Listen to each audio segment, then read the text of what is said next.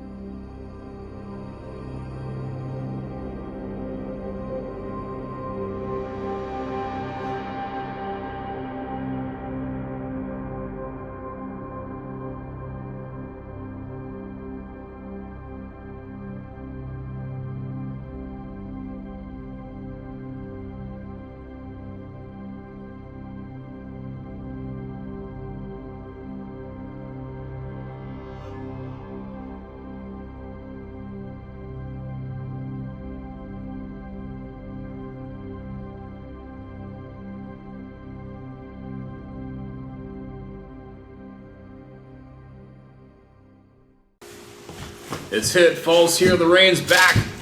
Rivers aren't full yet. It should be pretty quick. But anyway, I think I offered up a quick video to show just how big that, quote, cat, squirrel, and or a bear cub was that was behind me on that old road. That's actually a road, not a pathway. Obviously, you can tell if you watch that video. And I had the opportunity to whip over there.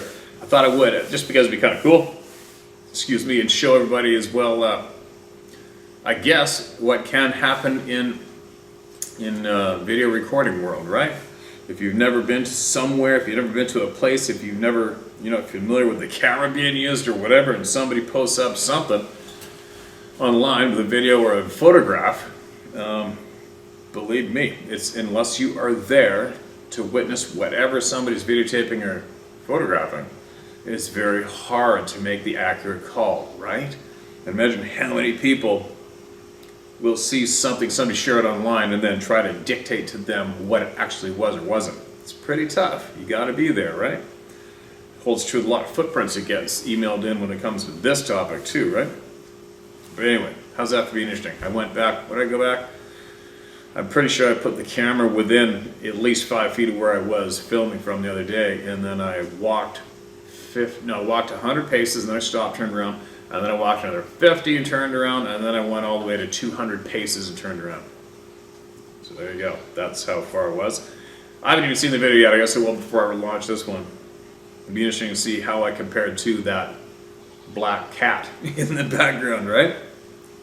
But anyway, I think I had a bunch of recent emails shared last time I was here, so I'm going to go back down into the waiting column, which is probably 700 plus emails back, and let it rip. Now, where am I?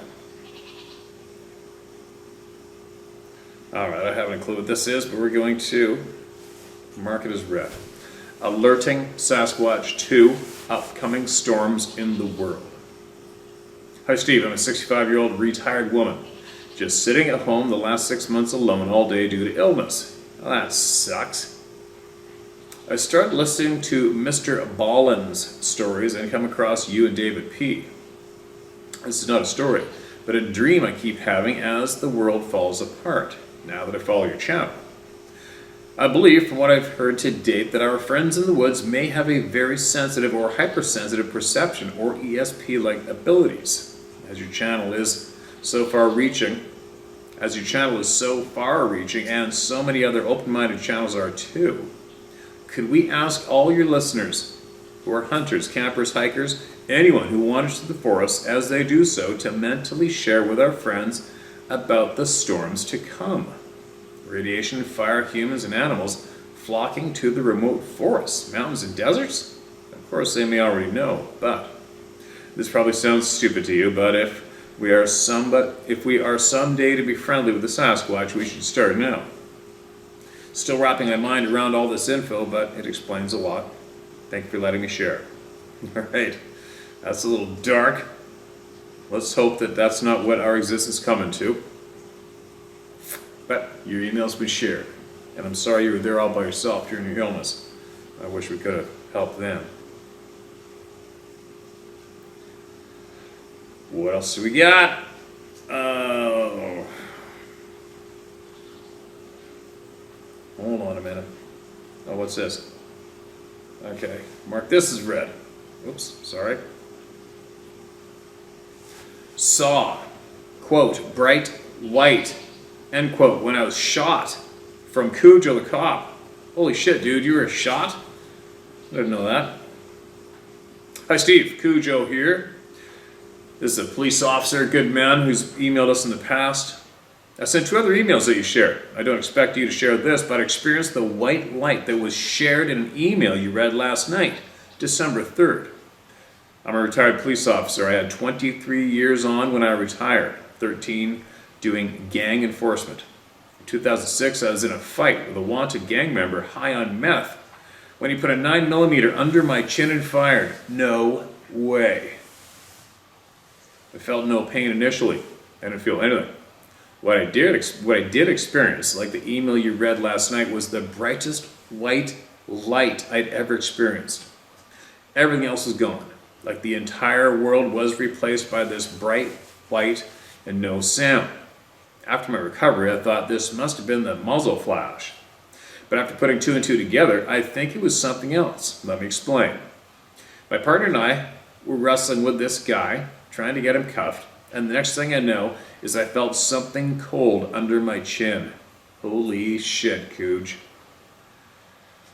I heard the first split second of the gunshot, and everything went white and silent.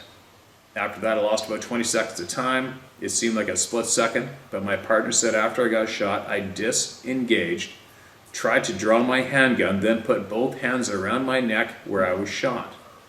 Took about 3 steps backwards and fell face first into the street. Oh my God. My partner was in a gunfight with this piece of crap as I did all of that. And my partner was hit in both knees. Even though my partner was hit, he still was able to 10 times the POS and kill him. 10x. That must be probably a mag dump, I'm guessing. What I remember after the bright white was being face down in the street in a puddle of my own blood that was still pumping out like a garden hose on low. And my ears were ringing, but I could hear. I tried to move, but could not. And it was then that a thought came into my head, I'm dying. At least it doesn't hurt.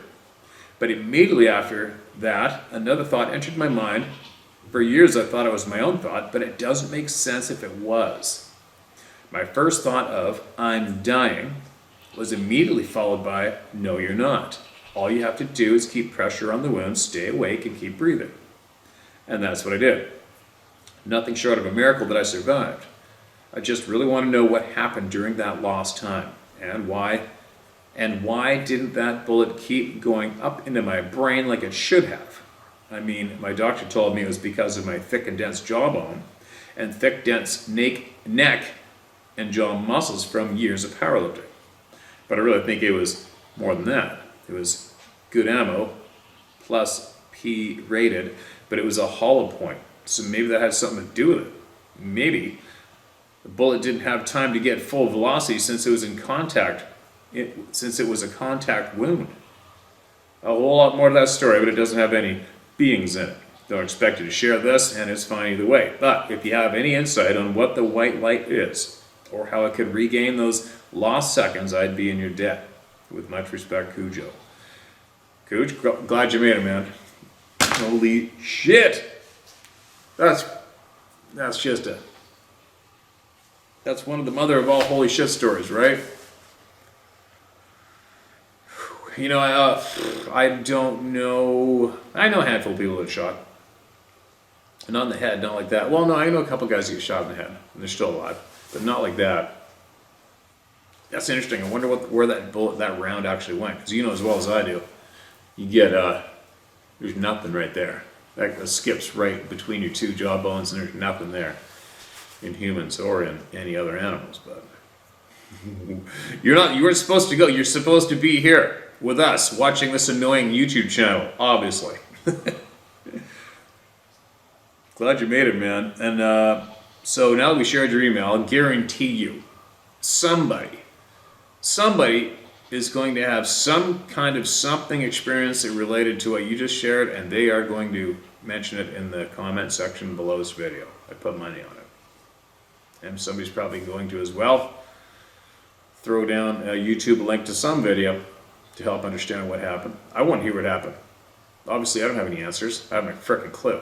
The only thing I can add to that that's familiar with me is the majority of the people that I know who have been shredded by grizzly bears didn't feel shit until it came time to heal. So there you go. With confidence, I can tell you all, don't worry about getting attacked by a grizzly bear. It doesn't hurt. Unless you live. Right? Man, that's a crazy. I'll bet you got a shit pile of stories, man. Maybe one day we can bullshit for real. Maybe on here somehow one day and talk about it. You know, sorry, that's one thing I used to do when I go down to the States. In between guide seasons, I get all these invites all over the place. The people I've met were amazing. The stories I have are, a lot of them are unbelievable without the photos. And one thing I used to do, I'd go to big cities in the U.S. while friends were at work or whatever, and I'd just trip around. And I always went and saw if I'd seen police officers having coffee, like I saw some horseback police officers having coffee in Memphis. So I went over there and sat down. I went and saw the horses and told them who I was, what I did with horses, and sat down, had a great conversation, learned a lot from them about where he was. I used to go and approach police officers that were eating or having a coffee, whatever, and bullshit with them when I was in different cities in foreign countries. There you go. So that's I find a lot of conversation was very, very interesting. And I remember specifically these two cops, I think it was in Memphis, we were having lunch, and they thought that I was absolutely crazy. One cop's like, man, you're crazy, man. You're crazy. Running around grizzly bears? I'm like, what? Because we figured out, I asked them if they had ever been shot at, and they both laughed their heads off at me and said, what? I said, we'll go to a dozen shootings at closing time tonight, man. And I'm like, what? Really? You guys been shot at? And they looked at each other, started pissing their heads, pants laughing, because they've been shot at all the time. What? That was just crazy for me. And it was so funny to see their reaction because of the grizzly bear stories I had and how they didn't want nothing to do with that. But they go running around at nighttime getting shot at. Crazy. Yeah, our law enforcement officers in the big cities anywhere usually have a shitload of crazy stories, man. I'm glad you survived. And keep your eye out, Cooj, on the bottom of the video in the comment section. Okay. Man, I got a lot of emails down here that are just a lot of people email and say, hey, you gotta check this out, hey, you gotta listen to this, you gotta read this, with lots of links to YouTube channels and shit. But okay, what's this? Oh, this is bizarre. These artifacts were shown to me by a Mexican family who unearthed them in the jungle down near Guatemala. They were found in a tomb 30 feet underground, accessed through a narrow tunnel leading to a large burial chamber. I've attached a few photos that completely turn the UFO narrative on its head. Holy shit, eh? That is something else. Bizarre. What a common description that's been shared, carved, drawn, even today, of what people call aliens today, right? Wow. That's definitely something else. Yeah, what else we got? Alright, Mark, this is red. This is a mixed bag today, I'll tell you what. This is titled Losing Knowledge from Aborigines and Elders. Lost Skills. This interests me big time. Hello, Steve, the Round Table. Hope everyone is well in these times. Australian Aborigines, like many other indigenous people, had extraordinary knowledge of plants and their uses. They would pound a particular tree bark to release a soapy substance that would create a lack of oxygen in a water hole, bringing all the fish to the surface for easy pickings. Now, who figured that out? How did they figure that out originally? Or the white sap of a certain plant that could make you blind if it contacts the eyes was used to treat the pain and infection of a stingray barb wound. Crazy.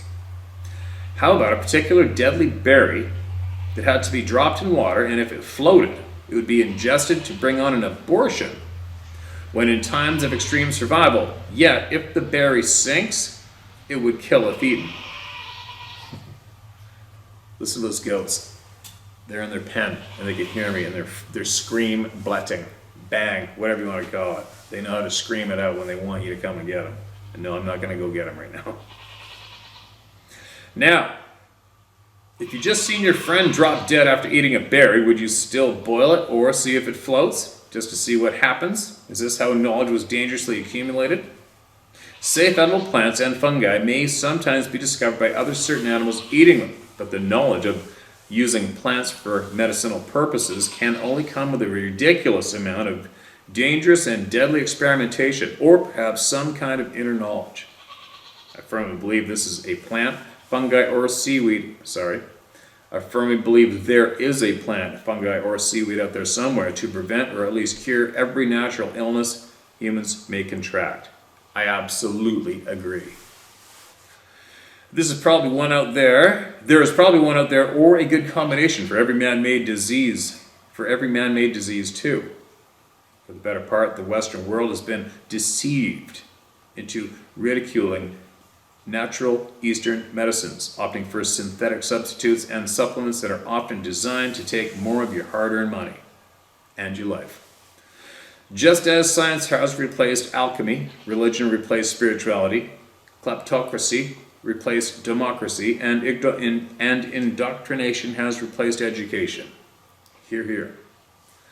Over recent decades, and obviously with advancements in technology, we become further detached from nature because it's not explored, studied, understood, and enjoyed regularly throughout so many schools.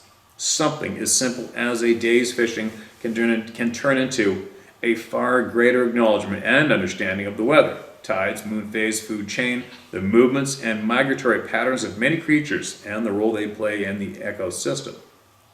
Suddenly we are subconsciously practicing a highly underrated skill. Complete observation of our surroundings. We humans have certain things in the past because we outgrew them, but we certainly shouldn't leave everything in the past as we currently are. Most importantly, wisdom from all our elders, as there is no substitute for a life, or more so, lifetimes of experiences and knowledge gained and passed along. That's where we are losing it. We are understanding our problems and faults, and it's further steps towards big solutions. Take care, everyone. Scott. Scott, appreciate you, man. That email hits everything on the head as far as I'm concerned. It's a lot. Without a doubt. Without a doubt. All right, what do we got? Here's another one. Mark this as red. Oh, I'm ready to fall over. I think I got it 4:30 in the morning this morning. And I haven't really stopped quite yet, and it's 4 o'clock now. This is titled 3 Bigfoot Experiences in Tennessee. I'm 55. My name is Jim. And my son Matt is 25. We have 3 experiences. I'm ex-military, 10 years, US-8F nuclear weapons technician, 463 with top secret clearance. Went on to work for Boeing and eventually did IT work for DOE in Oak Ridge, Tennessee. 30 years with the government. First experience around 2010 was backwoods camping out by Angel Falls, Big South Fork, Tennessee. I was alone. Estimated about 3 a.m. I was in a one-person low tent. I woke and was staring at nothing but the sound of my tent being shaken, 1 foot from my face, very angrily. I controlled my breathing as my heart was going up my throat. It was completely silent, and I never heard it walk away. It was basically a ghost. I'd gotten that strange feeling something was watching me that day. I never considered Bigfoot or such during those years. Never considered Bigfoot was in Tennessee. I prayed it'd kill me by the neck if it was going to kill me and not drag me off chewing on me. My mind rationed. It was a mad bear or something. I fell back asleep and that was the end of that. I didn't have a gun. Oops, I was lucky. Second experience, summer 2018. Son and I were prospecting gold in Coker Creek, Tennessee, north of Chattanooga, Tennessee, to give you an idea of location. Two significant things happened. One, a herd ran through the camp, and two, a bipedal creature ran by in the creek. The sixth night we were awake, we were woke to hounds chasing something in the area. The sound of stomping feet getting louder and louder. A herd of something was coming. I think I've read this, but that's okay. I'm going to keep going. I have experience of what a herd can do. During Desert Storm, I was boar hunting in Balıkesir, Turkey. The Muslim community used pots and pans to run dozens of boars up the mountains towards us. I thought I was going to have to climb a tree. Of course, you can hear the ground, stick cracking and bushes shaking and all. I stared at the front of my tent, watching intensely as I knew it was coming to run me over. Somehow, I think they used sound to terrorize us. As it got louder and louder, it was like beating drums, but you can physically feel the pounding earth, very heavy, some weight of bulls or cows. Same weight of bulls or cows. I was just sitting there waiting and watching to die. In my mind, I was asking, where in the hell did a herd get loose in the woods? But it was also like drums beating, louder and louder and closer and closer. There was no sound of sticks, leaves snorting, or any ground noise. These things were heavy and solid, but I don't think they actually touched the ground. We joked and called them a ghost herd for a long time. They went through us like we were invisible. I guess they were in spirit. They never touched anything. It was all sound.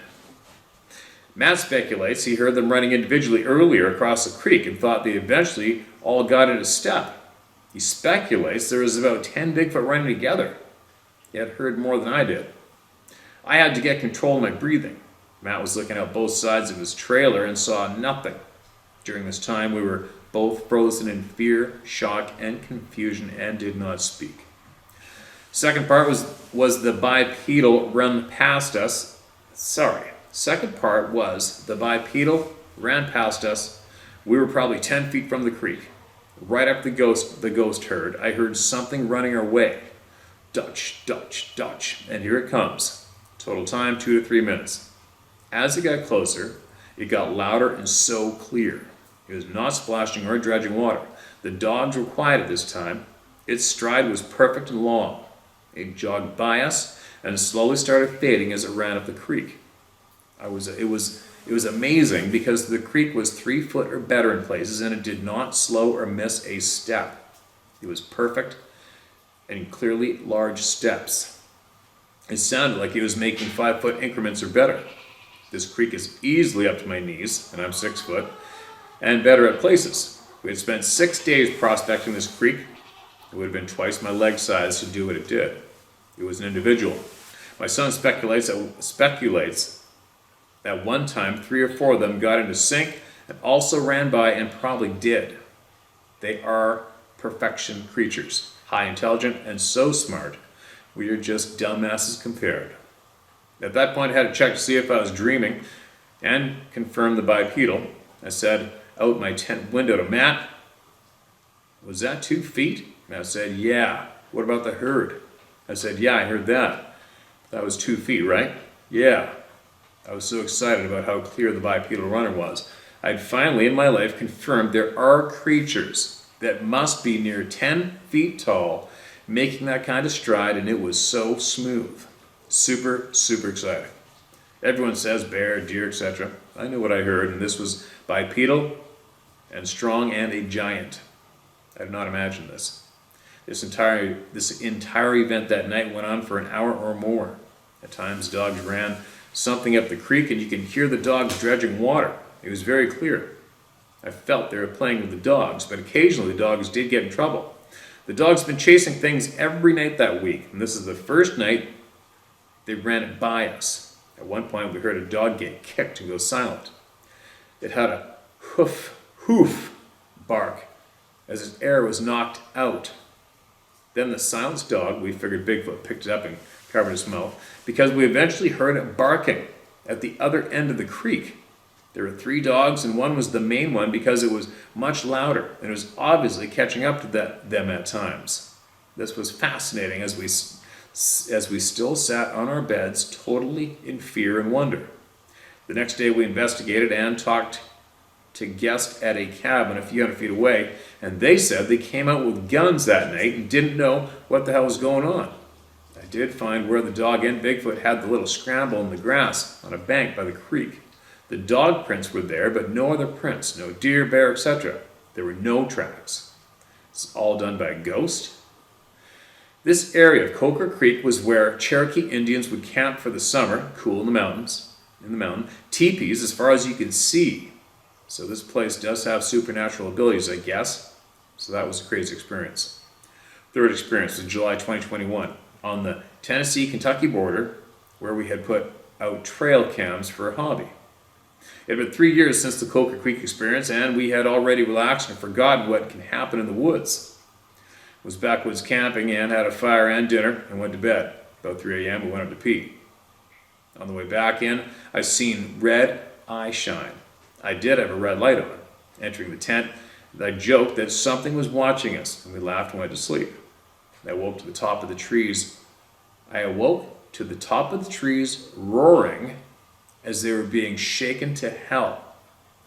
If I tied a rope to the ball of my 4-wheel drive Chevy and tied it high on a tree, I could duplicate it.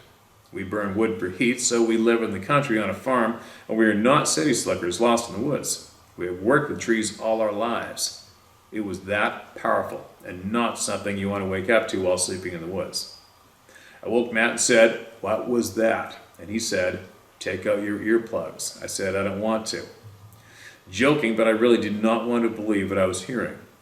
Are you freaking kidding me? I'm in another horror movie, but it is not a movie. The trees were being shaken very violently and threatening. It was about 20 feet away, and it lasted 4 or 5 minutes before going completely quiet. That would suck ass. No sounds whatsoever. It was a new moon, so it was pitch dark. No sound of it moving in the tree. Nothing. This is the horrifying thing. When you're desperately trying to get information on something and it gives you nothing. And the creek nearby was so quiet so they can turn off all the sound somehow. I remember thinking, God, that my neck did not make any noise. And I turned my neck. That's how freaked out I was. We did not move or speak. We posted 4 trail cams that day, and none of them was in our area, of course. At 55, this is the worst experience I've ever had. As I realized the terror/adrenaline/unknown in me was removing my strength to fight, I knew I had to stop fearing or it will give me a heart attack or reduce my ability to fight. I did not have a gun. Matt had a .22 pistol. I had my headlight in my hand that I had already turned on. That I held ready to turn on. As I waited for this monster to jump my tent at any second, I was resolved to see it before it killed me. I must see it. Maybe 20 minutes sitting staring into the dark and the deaf. By the quietness, another thing happens. Something slowly floats past our tent. It had no steps. It had a digital/cricket sound. Tone was deep, deep, deep, deep, deep, deep. 3 to 4 beeps, start, stop. Matt spoke under his breath. It's moving towards the camp where we had fire. I was effing done at that point. I heard it. What now, an alien? I knew I could not let it terrorize me anymore. I knew I had to maintain strength to fight by hand if needed. I ignored it. When you're about to die, you learn to get real. I laid down, and if I heard myself breathe, I would wake up to make sure I had the headlight properly gripped, ready to turn it on. I lay there trying to figure if we could walk out back to back. Matt had his .22 pistol. I felt if we did not move, It had to make the first move, so we held our place. Here's some weird stuff. When the beeping thing floated by, Matt said it reached into him and tried to get him to vocalize. He felt it was vibrating his vocal cords for him. He was really messed with and tripping. He said he held his mouth tightly closed because he was afraid he was trying to get his location. Our tent was between two large rocks, so I think we were hidden. It did feel like they were looking for us. Matt also felt he was about to stop his own heart. He had stopped breathing completely and realized he'd better breathe. And this is the amount of fear and terror it was pushing on us. It really pissed me off to realize it was that mean to us. Oh my God, sorry guys, I'm sucking right now. I'm so tired. Whew, there we go. It wanted us to die.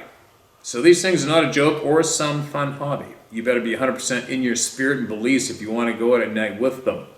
Also, you better be ready to die. If you have not had any near-death experiences, you better stay out of the woods at night. I've had 3 or more near-death moments. They help you accept death and therefore learn not to fear. And I agree with that one. Sometime later, the nightmares started to fade. Around daylight, a woodpecker spent all of an hour raising hell about something as it ran away. I knew we made it. When the morning light comes, it is like you're reborn after something like that. This is, for the most part, horrifying, near-death experience I've ever had. And Matt thinks he almost died from fear. I think this is really his first real near-death experience. I've given you the basics of my experience. Matt and I both sat down and did the full story. If you could share a link to my stories, I would appreciate it. As you do warn people, do not go into the woods at night if you do not have heavy firepower, as I do believe they can easily kill you. We do visit the area during the day, and we are gifting and such as therapy. It's important that you learn how to get back into the woods. It's important that you get over your fears. I do believe we are human, light man. We are divine man. We're the only creature that has God code/signature in our DNA. Bigfoot and these 5D creatures can see the light in us, our souls. If you're not spiritually alive, the light is dim. They don't mind killing a dead man, but they will be back off the strong spirit man because it is right and they know it. Stand, not fear. They know you are divine, but if you don't know that, then you are food. Sorry for the truth, but that's how I see it.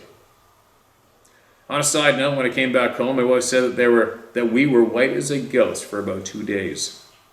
She had to walk around the house gingerly so she would not freak us out. Thank you for a place to tell her story. I need to have Matt write his story. He got brain effed bad. Jim and Matt, you can use our names. All right, I know I read that one before, but there's thousands of new people here, so there.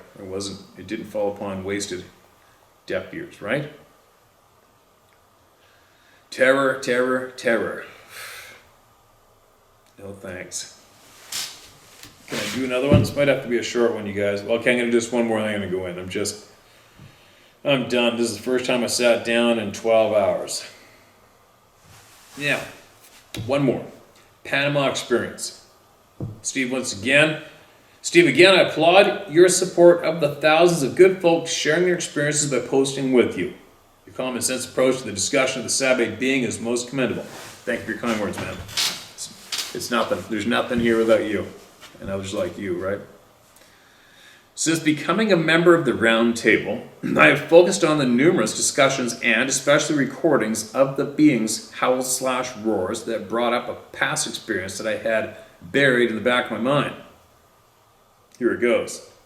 In 1969, en route to my first tour of duty in South Vietnam, the Army sent me to Panama for several weeks at the Jungle Operations Training Course located adjacent to the Chagres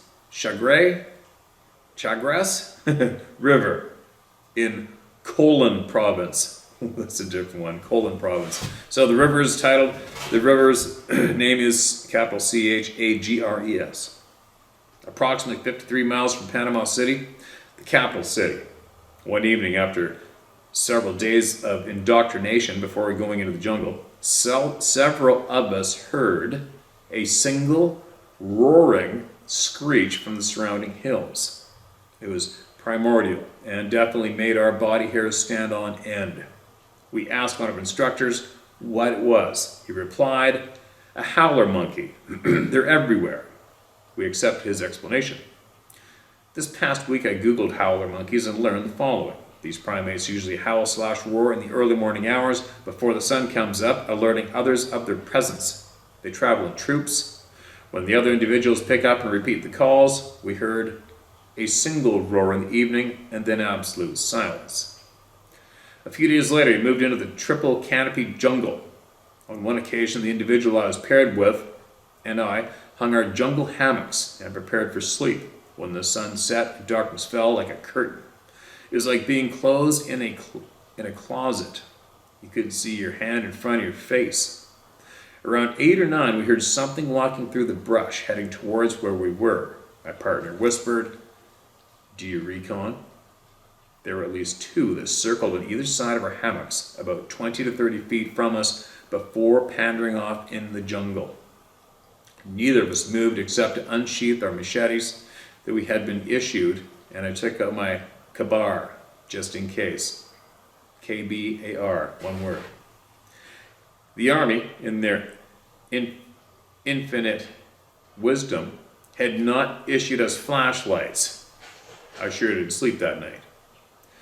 I'm sorry this is a bit long, but maybe it'll help some folks realize that things happen around the world, and maybe induce someone who can relate to their own strange happenings in Central America. I'm 76 years old, an avid hunter, a fisherman, volunteer game warden, and not too overly concerned with what negative people have to say about the Sabe peoples. I believe and have year 6. Use my name if you will. I'm Steve Richards, a retired military combat veteran living in Charleston, South Carolina. There we go. And you are, I think, the first person to have shared a experience from Panama with us. How interesting is that? How interesting is that? And then how about the old hammock? Like I said that before, hammock in the woods? Not for me, man. Nope. I'm not going to hang myself like a human taco between 2 trees up here. Ain't going to happen. I'm either going to end up with grizzly claws in my ass, or I'm going to end up cradled in the rack of a moose, or shish kebabbed on an elk rack, right? Or who knows what, right? But no, I'm good on the ground. I want to be on the ground so I can be on my feet and be in control right away. I don't know how people do that, sleep in hammocks in the forest. I could not do it. I couldn't do it. No. But anyway, okay, anybody has some Central American experiences from Central America, especially Panama, and possibly share it, your comments in the section below in this video. I'm like 3/4 asleep. And then, or if you have something significant you want to share from Central America, you can email to sharemystory@howtohunt.com, all right? And we'll get to it. But anyway, I'm fading away. I gotta go. I gotta get some sleep. And then start getting my gear ready tomorrow so I can go back up to the middle of nowhere again. Get some soul food. I'll be back shortly.